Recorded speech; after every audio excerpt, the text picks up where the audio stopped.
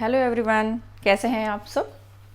तो जैसे कि हम प्लांट मार्फोलॉजी पढ़ रहे थे और प्लांट मार्फोलॉजी में आज हम सीड के बारे में पढ़ने वाले, ऑल अबाउट सीड। लास्ट हमने जो आपका गाइनोशियम पढ़ लिया था एंड गाइनोशियम के बाद आपका प्रेजेंटेशन पढ़ लिया था। अब हम पढ़ेंगे सीड के बारे में और सीड के बाद इसका एक और टॉपिक रह जाता है, वो है फ्रूट। और उसके बाद जो है आपका प्लांट मार्फोलॉजी वो पूरी तरह से फिनिश है, कुछ भी इसमें स्किप नहीं हुआ है। तो आइए हम जानते हैं कि सीड क्या होता है। देखो, किसी भी फ्लावर, आपको पता है ना, फ्लावर है, फ्लावर से पहले फ्रूट बनता है, ठीक है। फिर फ्रूट जो है वो बाद में सीड में कन्वर्ट होता है। अब सीड है क्या? ओवरी के अंदर, ओवरी क्या है, ओवरी कैसे कन्वर्ट होती है? फ्लावर है वो एग्जैक्टली जो ओवरी है ये क्या है? राइपनिंग ऑफ फ्रूट है, ठीक है। ओवरी, क्योंकि फ्रूट तब बनता है जब वो ओवरी एकदम तरह से पक जाती है। तो ripening of ovary is a fruit. और फ्रूट के अंदर जो सीड है उसको, या ओव्यूल है, उसको हम बोलेंगे फर्टाइल ओव्यूल। तो एग्जैक्टली जो फर्टाइल सीड के अंदर जो फर्टाइल ओव्यूल है उसको हम बोलते हैं सीड। आपने कोई भी फ्रूट खाया हो तो देखा उसके अंदर जो बीज निकलता है इज़ अ फर्टाइल ओव्यूल, ठीक है। तो सीड के बिहाफ पे हमने सीड को दो कैटेगरी दी हुई है। एक तो वैसा सीड जब कि एक तो आपने सुना होगा कि मोनोकोटिलिडन्स है या डाइकोटिलिडन्स है, या मेन इंपॉर्टेंट थिंग से हम बात करें कि एंडोस्पर्मिक सीड या एल्बुमिनस सीड या नॉन एंडोस्पर्मिक सीड या नॉन एल्बुमिनस सीड। कहने का मतलब है वो सीड जिसका एंडोस्पर्म बच गया है। मीन्स सीड जब डेवलप हो रहा होता है, मैच्योर हो रहा होता है, टिल दी मैच्योरिटी, तो वो जो एम्ब्रियो होता है, एम्ब्रियो जो है वो सीड में कन्वर्ट हो रहा है।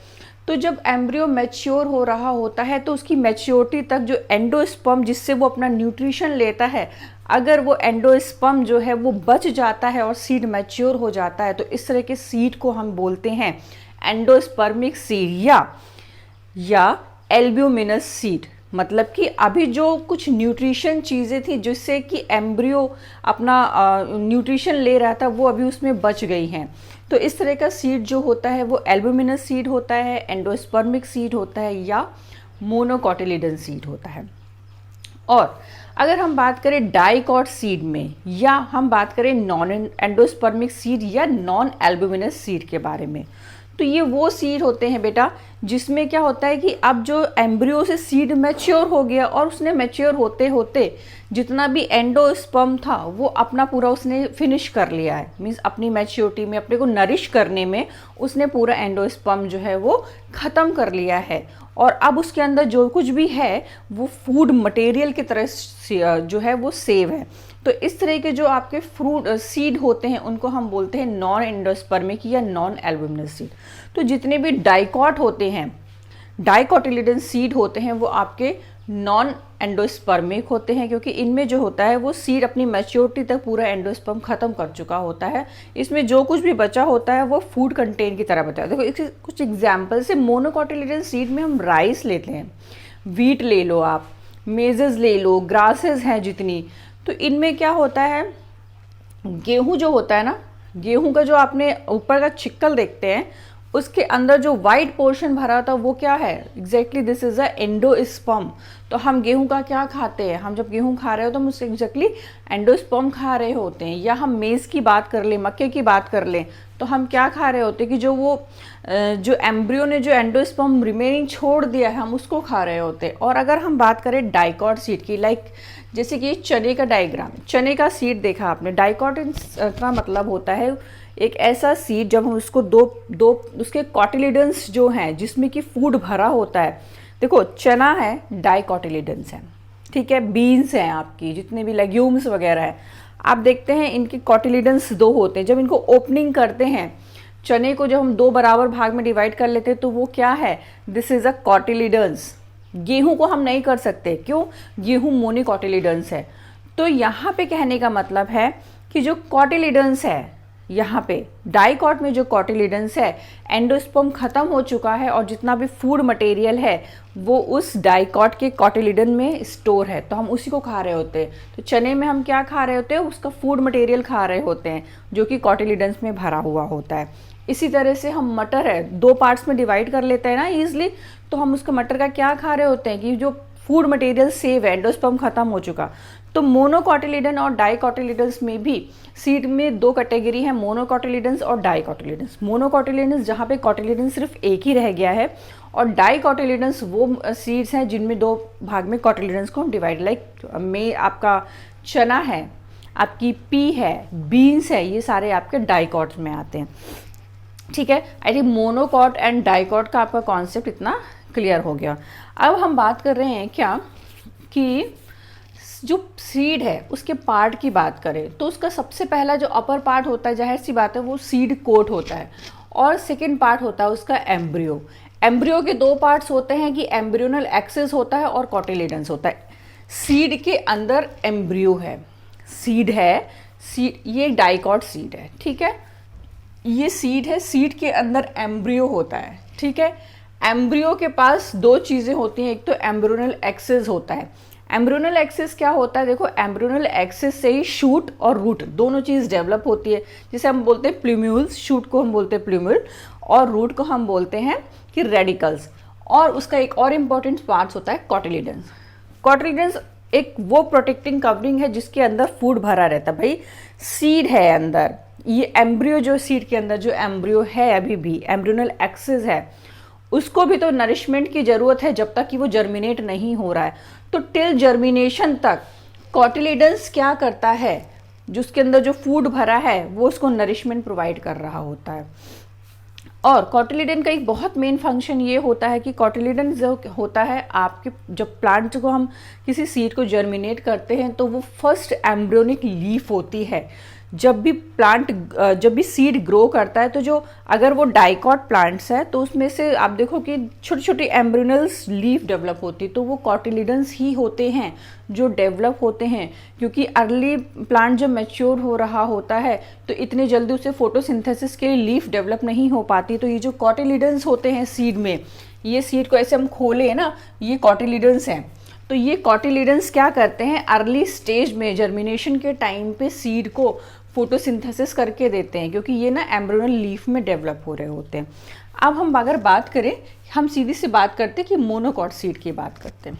ये डाइकॉट सीड है, देखो डाइकॉट सीड है, सीड के पास जो अगर हम सीड कोड की बात करें तो सीड कोड में क्या होता है, आउटर जो सीड की कवरिंग होती है, चना वगैरह देख लो तो आउटर कवरिंग को हम क्या बोलेंगे, टेस्टा।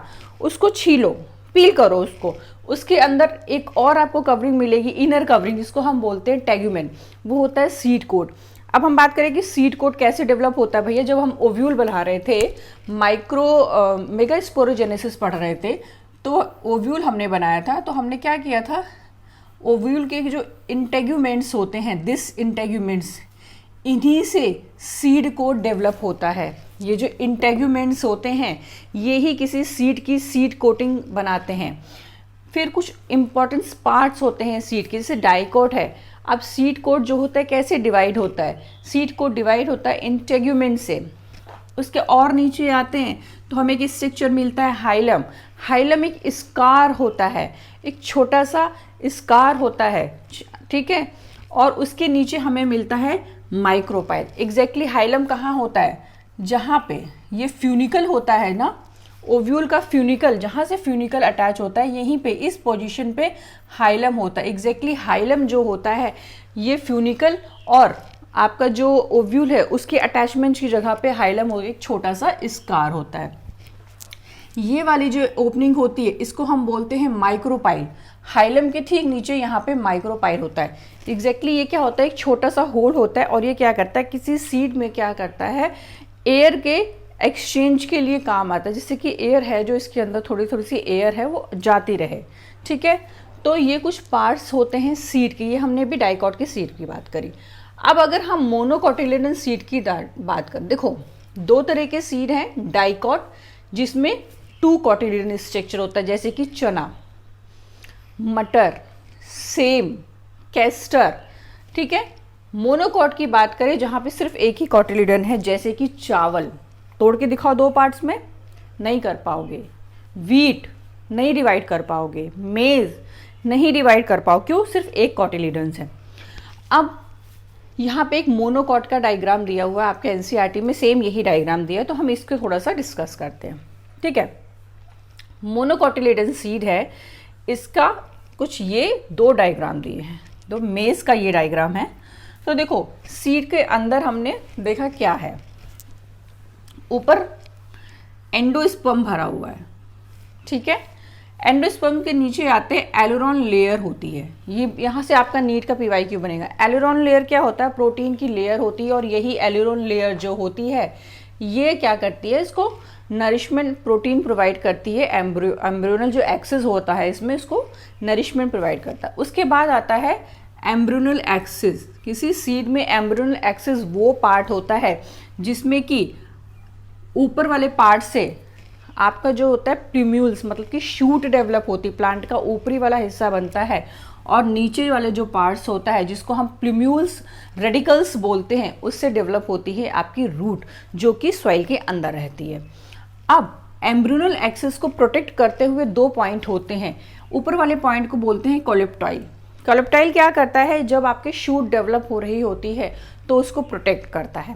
इसी तरह से एक होता है कोलियोराइजा, ठीक है, एम्ब्रियोनल एक्सिस के नीचे की तरफ डाउनवर्ड पोजीशन में आपको मिलता है कोलियोराइजा। कोलियोराइजा क्या करता है? जब आपकी रूट डेवलप हो रही होती है तो नीचे फ्रिक्शन ना हो, सॉइल में जब रूट डेवलप हो रही होती है तो अंदर की तरफ जब रूट डेवलप हो रही होती है तो उसको फ्रिक्शन ना हो, इसी वजह से कोलियोराइजा जो होता है वो उसको प्रोटेक्ट करता है। और एक बहुत इंपॉर्टेंट पार्ट होता है स्कूटलम।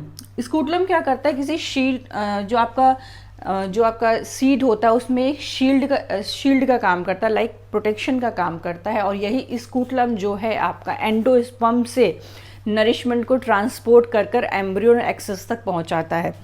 तो ये तो इसका एक रफली डायग्राम था। फिर एक डिटेल डायग्राम दिया है मोनोकॉट का मेज का, आइए इसको देखते हैं। देखो ये मोनोकॉट का सीड है, इसका डायग्राम दिया हुआ। आउटर जो कवरिंग है उसको हमने सीड कोट बोला है। अब सीड कोट के दो पार्ट्स हो सकते हैं, आपको पता है कि आउटर वाली जो कवरिंग है उसको हम बोल देते हैं टेस्टा, और इनर वाली जो लेयर है उसको हम बोलते हैं टेग्यूमेन, ठीक है। सीड कोट ड्राइव किससे होता है? इंटेग्यूमेंट से। नीट में क्वेश्चन आता है seed coat drive from integument. ये जो इंटेग्यूमेंट्स होता है जब ओव्यूल बन रहा होता है, इससे सीड कोट डिवाइड होता है, ठीक है। उसके बाद एक इंपॉर्टेंट लेयर आती है एलिरॉन लेयर। इससे नीट का क्वेश्चन आता है और ये पीवाईक्यू कई बार आया है, और अभी जो रिसेंटली आपको एग्जाम आने वाला है मई में, उसके लिए भी इम्पॉर्टेंट है। तो एलिरॉन लेयर क्या करता है? प्रोटीन की लेयर है, ये पूरी प्रोटीन की ये लेयर है, ये इस सीड को नरिशमेंट प्रोवाइड करती है, और सबसे ज़्यादा प्रोटीन जो है वो हमें एलिरॉन लेयर में ही मिलता है सीड में। उसके बाद एक इम्पॉर्टेंट पार्ट आता है स्कूटलम, दिस वन। स्कूटलम क्या करता है? ये जो एंडोस्पर्म भरा है ये पूरा एंडोस्पर्म है, ठीक है, दिस इज अ एंडोस्पर्म। हम मोनोकॉट की बात कर रहे हैं, मोनोकॉट में एंडोस्पर्म है, ठीक है। तो ये स्कूटलम क्या करता है? इस एंडोस्पर्म से जितनी भी जरूरी चीजें होती हैं, जितना भी नरिशमेंट होता है उसको एब्जॉर्व करता है, और यहाँ पे एम्ब्रियोनल एक्सिस है ये इसको प्रोवाइड करता है। उसके बाद आता है एम्ब्रियोनल एक्सिस। ये जो है ये एम्ब्रियोनल एक्सिस है, ये सीड का बहुत इंपॉर्टेंट पार्ट होता है। इस एम्ब्रियोनल एक्सिस के दो सिरे होते हैं, एक ऊपर की तरफ जिसको हम प्ल्यूम्यूल्स बोलते हैं, और डाउनवर्ड पोजीशन में होता है क्या आपका रेडिकल। रेडिकल के ऊपर एक और स्ट्रक्चर होता है रूट कैप, ठीक है।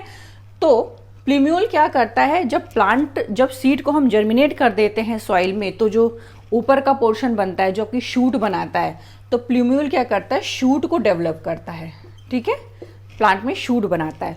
और जो रेडिकल्स है नीचे, तो रेडिकल के नीचे एक स्ट्रक्चर होता है रूट कैप। रेडिकल उसके नीचे रूट कैप क्या करती है? जबकि रूट डेवलप हो रही होती है तो उसमें फ्रिक्शन ना हो, तो रूट कैप क्या करती है? उसको प्रोटेक्शन प्रोवाइड करती है, जिससे कि जो रेडिकल्स है वो नीचे डैमेज ना हो। और रेडिकल के ठीक नीचे कोलियोराइजा होता है। कोलियोराइजा क्या करता है? कोलियोराइजा प्रोटेक्ट करता है रूट कैप को, जब नीचे की तरफ ग्रोथ हो रही होती है, रूट बन रही होती है, तो उसको प्रोटेक्ट करता है। ग्रासेस वगैरह में ये प्रोटेक्शन का काम करता है। और इसी तरह से यहाँ पे जो प्लूम्यूल डेवलप हो रहा है उसके ऊपर एक कोलियोप्टाइल जो होता है पॉइंटेड एंड होता है, ये भी प्रोटेक्ट करता है शूट को। अब एक बहुत इंपॉर्टेंट क्वेश्चन कि देखो बेटा, कोलियोप्टाइल और coleorhiza they both are character for monocot seed, not dicot. ये सारे जो हैं ये मोनोकॉट्स में पाए जाते हैं। कोलियोप्टाइल एंड कोलियोराइजा ये आपके मोनोकॉट का स्ट्रक्चर है। ठीक है, सारा हो गया, इसमें कुछ नहीं। एम्ब्रियोनल एक्सिस 2 पार्ट्स में होता है, प्लूम्यूल जो कि शूट बनाता है, रेडिकल्स जो है वो आपकी रूट बनाता है। तो this is all about monocot. अब इसमें भी एक क्वेश्चन और बनता है नीट का कि ये कहता है कि ऑल मोनोकॉट आर एंडोस्पर्म। हमने शुरू में डिस्कस कर लिया कि जितने भी मोनोकॉट्स होते हैं उनके अंदर एंडोस्पर्म जो होता है वो बच जाता है, तो वो एंडोस्पर्मिक सीड होते हैं। लेकिन इसके कुछ एक्सेप्शंस भी है, लाइक ऑर्किड। ऑर्किड आपका मोनोकॉट तो है लेकिन उसके अंदर एंडोस्पर्म सेव नहीं होता, एंडोस्पर्म उसमें कंटेंट नहीं रहता है। तो ये क्वेश्चन नीट में आ चुका है। तो all monocots are endospermic except orchid. Orchid को अगर हम छोड़ दें तो बाकी सारे जो मोनोकॉट्स हैं उनमें एंडोस्पर्म पाया जाता है। अब हम बात करें डाइकॉट सीड की, जिसको कि हम बोलते हैं नॉन एल्बुमिनस सीड, मतलब कि इसमें एंडोस्पर्म नहीं है। इसमें जो कुछ भी है सीड ने सारा एंडोस्पर्म जो है, एम्ब्रियो कह लो, सीड कह लो, उसने सारा जो आपका एंडोस्पर्म है वो अपने डेवलपमेंट में ख़त्म कर लिया। अब उसके अंदर जो कुछ भी बचा है वो फूड मटेरियल के तौर पे बचा हुआ है। मीन्स हम जो चने का जो हिस्सा खा रहे होते हैं एग्जैक्टली वो रिजर्व फूड मटेरियल, उसके कॉटिलिडन में भर भर के फूड भरा हुआ है, तो हम क्या खा रहे हैं, हम उसका फूड खा रहे होते हैं। तो अब हम बात करें डाइकॉट का, कुछ इस तरह से डायग्राम होता है। This is a gram, outer layer is टेस्टा, inner is tegumen. This is a seed coat and seed coat is always derived for integument which is 2n. Hilum is a scar which is mostly found where the funicle is attached for ovule. Okay, and the opening is a micropyle. Micropyle is a small air entering small pore होता है जो कि air को exchange करने का काम करता है। ठीक है, अब हम बात करें डाइकॉट सीड को। अगर हम इसको ओपन करें, ये चने का बीज है, अगर हम इसको ओपन करें तो हमें कुछ इस तरह का डायग्राम मिलेगा। दोनों cotyledons, these both are cotyledons. अब ये कॉटिलिडन्स क्या कर रहे हैं, इनके अंदर फूड भरा हुआ है। ठीक है, बीच में ये जो होता है इसको हम बोलते हैं, ऊपर वाले पोर्शन को बोलते हैं एपिकॉटिलिडन्स। एपिकॉटिलिडन्स जो करता है वो प्लूम्यूल को डिराइव करता है, मतलब कि शूट बनाता है। नीचे का जो पोर्शन होता है वो है हाइपोकॉटिलिडन्स। हाइपोकॉटिलिडन्स क्या करता है, रूट बनाता है, और रूट के जो रेडिकल्स है उसके ठीक नीचे रूट कैप होती है, ताकि जब आपकी रूट नीचे ज़मीन में ग्रो करने चली जाए तो वहाँ पे उसको फ्रिक्शन ना हो, डैमेज ना हो किसी तरह का। इसलिए उसको प्रोटेक्शन के लिए एक रूट कैप होती है जो कि थोड़ा सा विस्कस होती है बहुत ही, जिससे कि उसको फ्रिक्शन ना हो, रूट किसी भी तरह से डैमेज ना हो। तो ये दोनों जो है कॉटिलिडन्स है। This one is embryonal axis. Embryonal axis के 2 सिरे हैं, एपिकॉटिलिडन्स। एपिकॉटिलिडन्स का ऊपर वाला सिरा जो कि प्लूम्यूल्स बनाता है, जो शूट में डेवलप हो जाएगा। ठीक है, ग्राउंड जो आपका सॉइल के ऊपर वाला पार्ट डेवलप करता है, और नीचे जो है रेडिकल्स है जो कि आपका क्या बनाने वाली है, रूट बनाने वाली है। अब देखो ये जो कॉटिलिडन्स है, क्वेश्चन आता है कॉटिलिडन का फंक्शन क्या होता है। कॉटिलिडन का मेन फंक्शन होता है, एक तरह से देखा जाए ना तो ये प्लांट की फर्स्ट एम्ब्रियोनल लीफ है। मतलब कि जब आप सीड को सॉइल में जर्मिनेट करते हो, जब वो सीड जो है जब वो उगना शुरू करता, तो देखिएगा आप छोटी छोटी 2 लीफ डेवलप होती है। हम अगर डाइकॉट की बात करें तो छोटी छोटी जो 2 लीफ डेवलप होती है, ये किसी सीड की एम्ब्रियोनल फर्स्ट एम्ब्रियोनल लीफ होती हैं। और ये जो लीफ होती हैं ये सीड को ना क्या करती हैं, फोटोसिंथेसिस करके देती हैं, जिससे कि उसको शुगर, न्यूट्रिशन, बाकी सारी चीज़ें मिलती रहें। क्योंकि एकदम से तो प्लांट ग्रो कर नहीं जाएगा कि बहुत सारी लीफ निकल आएंगे, प्लांट फोटोसिंथेसिस। तो यही कॉटिलिडन्स जो है जर्मिनेशन के टाइम पे सीड को फोटोसिंथेसिस करके देता है। फर्स्ट थिंग ये। सेकेंड थिंग, इन्हीं कॉटिलिडन्स में फूड मटेरियल भरा रहता है, जिससे कि ये जो एम्ब्रियोनल एक्सिस है इसको नरिशमेंट मिलता रहता है, और इन्हीं कॉटिलिडन्स को ही हम खाते हैं एज अ ग्रेन। ठीक है, तो कॉटिलिडन्स में डाइकॉट्स में इतना हो गया। इसमें एक इम्पॉर्टेंट चीज़ क्वेश्चन आता है कि जो ऑल डाइकॉट्स हैं, जितने भी डाइकॉट्स होते हैं वो सारे नॉन एंडोस्पर्मिक होते हैं, लाइक उनमें एंडोस्पर्म नहीं होता है, फूड मटेरियल रिजर्व होता है। लेकिन इसके कुछ एक्सेप्शनल हैं, जैसे कि कैस्टर, एरेंडी और सोलेनेसी फैमिली, जितनी भी आपकी ब्रिंजल और चिली वगैरह हैं, टोमेटो, इनमें क्या होता है, इनमें एंडोस्पर्म जो है पाया जाता है। इसीलिए इनको एक्सेप्शन में रखा कि ऑल डाइकॉट जो है वो नॉन एंडोस्पर्मिक तो हैं, लेकिन कैस्टर और सोलेनेसी को अगर हम छोड़ दें, जो ये डाइकॉट हैं, बट ये जो है एंडोस्पर्मिक सीड में आ जाते हैं।